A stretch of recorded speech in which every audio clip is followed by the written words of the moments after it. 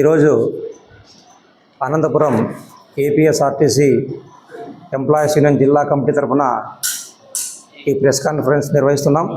నా పేరు PS Khan, regional కార్యదర్శి అనంతపురం.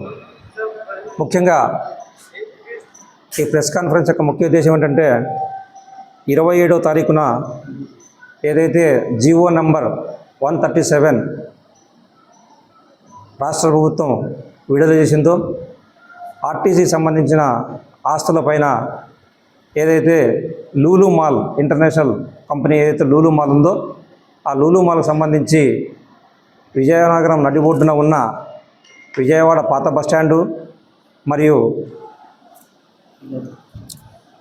గవర్నర్పేట 1 and 2 డిపోలో తీసివేసి దాదాపు 4.15 ఎకరాల స్థలాన్ని అక్కడ ప్రస్తుతం పాత బస్టాండ్ ఉంది, అక్కడ 2 డిపోలు కూడా నడుస్తున్నాయి. అది ఖాళీ చేసి ఈరోజు లూలు మాల్కు కట్టబెట్టడం చాలా అభ్యంతరకరం.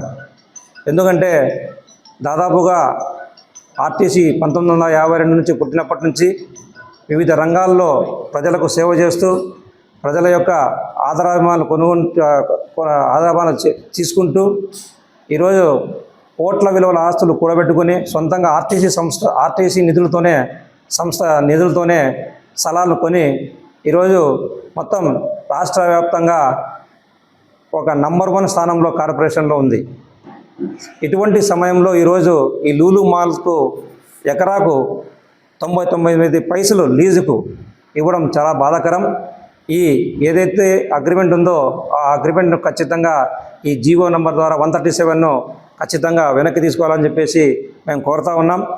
అలాగే కూటమి ప్రభుత్వం అధికారంలో వచ్చిన తర్వాత ప్రభుత్వ ఉద్యోగులకు రావాల్సిన, ఎందుకంటే మేము కూడా ప్రభుత్వంలో విలీనం అయినాం కాబట్టి 1/1/20 నుంచి మేము ప్రభుత్వ ఉద్యోగులు కాబట్టి ప్రభుత్వ ఉద్యోగులకు సంబంధించిన ఏవైతే డిఏలు కానివ్వండి, ఈఆర్సీ కానివ్వండి, అటువంటివి ఏమీ ఇంకా 14 నెలలైనా ఇంకా ఏమి విడుదల చేయలేదు కాబట్టి దాన్ని ఖచ్చితంగా విడుదల చేయాలని చెప్పేసి మేము కోరుతా ఉన్నాం. అలాగే గవర్నర్ 1 and 2 డిపో ఇప్పుడు ఏదైతే లూలు మాల్కు కేటాయించినారో దానికి సంబంధించి ఆర్టీసీ యాజమాన్యం 1959లోనే దాన్ని గజం 16 రూపాయల చొప్పున 4,60,000 రూపాయలు ప్రభుత్వానికి చెల్లించి ఆర్టీసీ సొంతంగా కొనింది. గతంలో 2014-19 సంవత్సరంలో ఇదే తెలుగుదేశం ప్రభుత్వము గన్నవరం ఎయిర్పోర్టుకు సమీపంలో ఉన్న ఏదైతే విద్యాధరపురం ఏదైతే ఆర్టీసీ ట్రైనింగ్ కళాశాల ఉందో అక్కడ 2014-19లో హెచ్సిఎల్ కంపెనీ వారికి కూడా ఇవ్వడం జరిగింది. ఎందుకంటే మేము ఎయిర్పోర్టు హెచ్సిఎల్ కంపెనీ అంటే అది ఒక పెద్ద సాఫ్ట్వేర్ కంపెనీ కాబట్టి అది ప్రజలకు ఉపయోగపడుతుంది కాబట్టి ఉద్యోగాలు వస్తాయని చెప్పేసి ఉద్దేశంతో ఆ రోజు మేము ఏం చెప్పలేకపోయినాం. కానీ ఈ లూలు మాల్ అనేది ఒక కార్పొరేట్ సంస్థ, ఒక వ్యాపార సంస్థ. ఈ వ్యాపార సంస్థ ద్వారా మరి ఎంతమందికి ఉద్యోగాలు వస్తాయో తెలిసి మనకు అందరికీ తెలిసిందే. ఒక అంగడి తెరుచుకున్న తర్వాత దానిలో సెల్లర్గా పనిచేస్తే తప్ప దానికి సంబంధించి పెద్ద పెద్ద ఉద్యోగాలు ఏం రావు.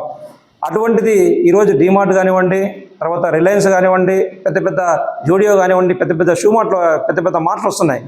ఆ మార్ట్లకు మొత్తం అంతా ఊరి బయట వాళ్ళ సొంత ప్రైవేటు స్థలాల్లో కొంటున్నారు కానీ ఇట్లా ప్రభుత్వ స్థలాన్ని ఎవరు తీసుకోవాలా.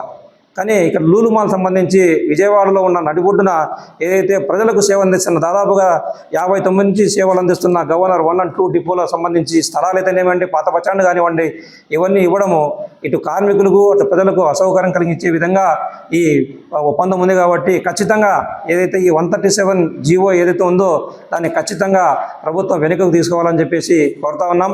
లేని పక్షంలో వామపక్షాలతో కలిసి వచ్చే సంఘాలతో కలిసి ఖచ్చితంగా భవిష్యత్తులో ఉద్యమిస్తామని చెప్పేసి తెలియజేసుకుంటున్నా. నా పేరు R Vijayabhaskar Reddy, APSRTC employees union జిల్లా అధ్యక్షుడిని. ఈ ప్రెస్ మీట్ పెట్టడానికి కారణం ఏమంటే ఇటీవల కాలంలో ప్రభుత్వము తీసుకున్నటువంటి లూలు మహల్కు ఆర్టీసీ స్థలాన్ని కేటాయించడాన్ని జీవోను 130 జీవోను రద్దు చేయాలనే ఉద్దేశంతో ఈ ప్రెస్ మీట్ పెట్టడం జరిగింది. గతంలో తెలుగుదేశం ప్రభుత్వం హయాంలోనే గవర్నర్పేటలో పాత బస్టాండ్లో స్థలము 35 సెంట్లు మున్సిపల్ పార్క్ ఇవ్వడం జరిగింది.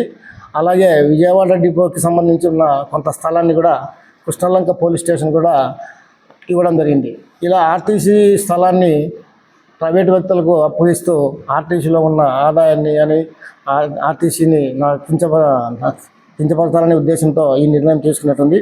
తర్వాత అభివృద్ధి చేయాలనుకున్నప్పుడు ఉన్న వాటిని తొలగించి కాకుండా కొత్తగా లూలు మహల్, లూలు సంస్థ లాంటి వాళ్ళకు వేరే చోట ఎక్కడైనా కానీ ఇచ్చి అది అభివృద్ధి చేయాలి తప్ప ఉన్న ఆర్టీసీ స్థలాల్ని తీసుకొని ఆర్టీసీని నిర్వీర్యం చేయాలనే ఉద్దేశం మంచిది కాదు. అయితే ఇప్పటికే నష్టాల్లో ఉన్న లూలు సంస్థ దాదాపు నష్టాల్లో ఉంది. 160 కోట్ల పెట్టుబడికి 400 కోట్ల రూపాయల విలువైన ఆస్తులను అప్పజెప్పడంలో గోల్మాల్ వ్యవహారం ఏమిటో ఈ ప్రభుత్వం స్పష్టం చేయాల్సి ఉంది.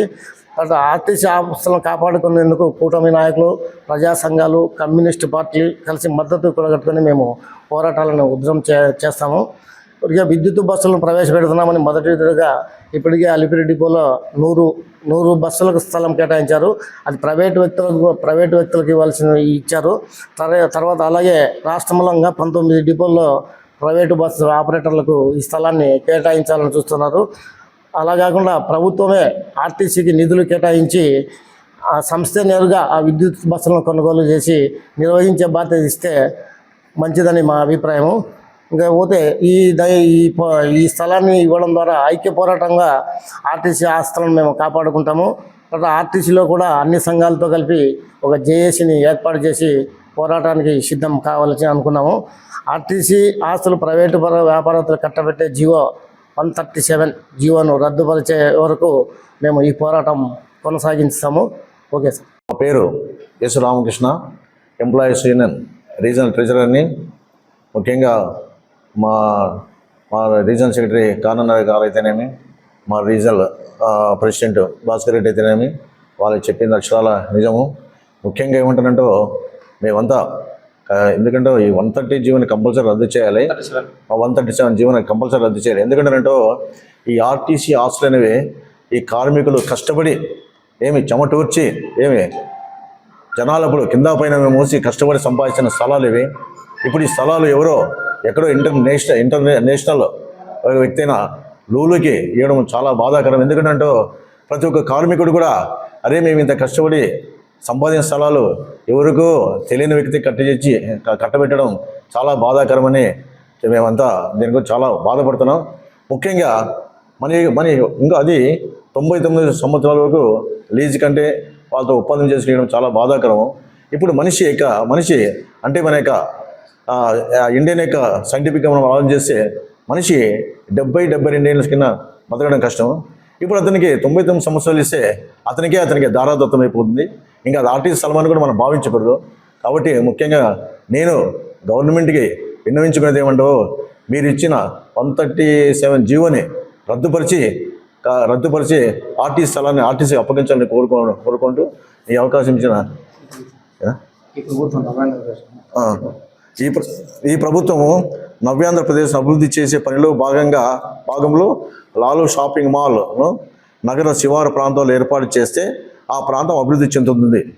అలా కాకుండా నగర నడిపుట్టున నిరంతరం రద్దీగా ఉంటూ ప్రజలకు అందుబాటులో ఉన్న పాత బస్ స్టాండ్కు అనుబంధంగా ఉన్న డిపోలలో ఉన్న బస్సులలో ప్రయాణించే ప్రయాణికుల సంఖ్య రేపు ఆగస్టు 15 మహిళలకు ఉచిత బస్సు పథకం అమలుతో ఈ సంఖ్య రెట్టింపు అవుతుంది.